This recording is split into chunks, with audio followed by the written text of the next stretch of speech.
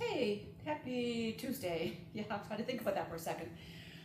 Let's talk more about living with Hashimoto's and hypothyroid. We started that yesterday, started my little story, gave you some background as to where I was struggling, and let's just continue the story because there's lots to talk about. I was actually wrong about statistics yesterday, so I want to make sure that I clarify that.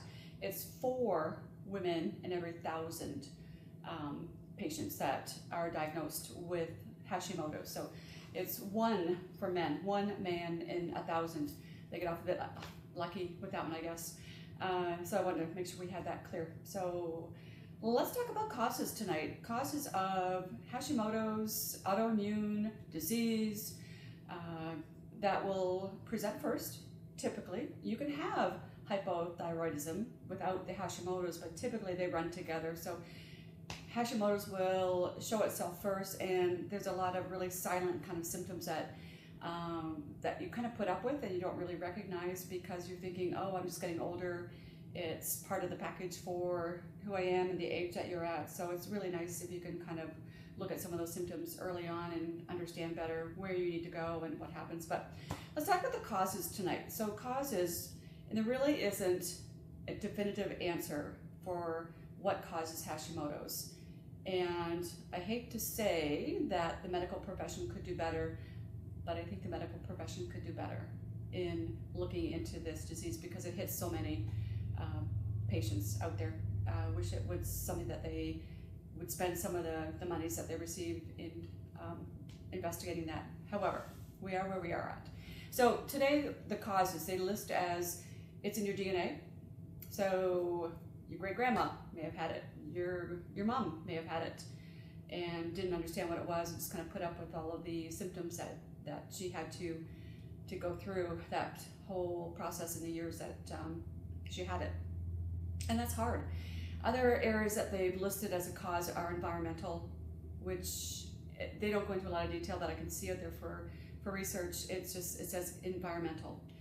They also list radiation, which I thought was interesting. Radiation, being exposed early on in your childhood into early adult, could potentially have impact on you getting this disease. So interesting. Do your own research though, see what you can find out, and would be interested to see what you come back with. I know for me in particular, my mom had she was diagnosed with hypothyroidism. I would bet money, she's passed away, so we can't do anything more with that, but I would bet money that she also had Hashimoto's because her symptoms mimic very closely to mine. So I can probably draw a very strong dotted line to her issues that she had with the weight gain. She was always very thin, very stately, if you will. She is 5'9", always very active, and when she hit her 50s, you could tell things were changing. She put weight on very easily. She was more fatigued, lost hair, which was very disturbing for her, and just all these things were coming up. So she got herself diagnosed with hypothyroidism, and they of course prescribed her the Levo drug, which is the drug of choice. Did nothing for her really, and she lived her entirety of her life out knowing that she wasn't feeling good, which kind of sucks, right? You want to get to a doctor and understand your symptoms and be able to treat them better. So that's why I mentioned always, if you have these symptoms, go to a natural doctor, go to a holistic doctor. Yes, we put our primary care doctor up on a pedestal, and for a reason. They're good. I adore mine. I keep her in my toolbox of health, but I also see a natural doctor for these symptoms with Hashimoto's, and that's been really good. So wanted to bring that to your attention, wanted to talk through that tonight.